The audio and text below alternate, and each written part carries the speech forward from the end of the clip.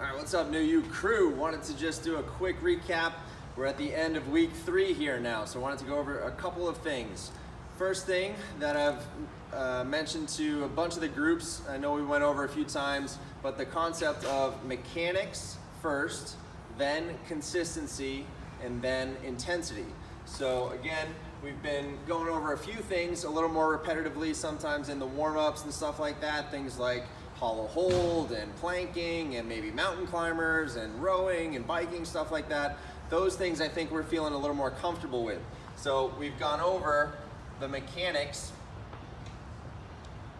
quite a bit on some of those base fundamental movements.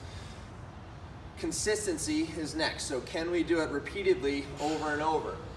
So the consistency part, we're still kind of working on with a lot of the higher level movements. We're still introducing the toolbox idea.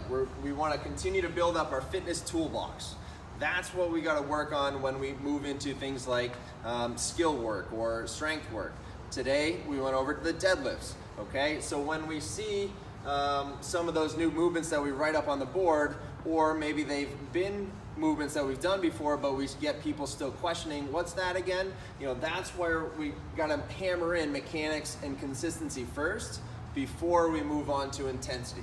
Okay, and that's the third thing that we work on,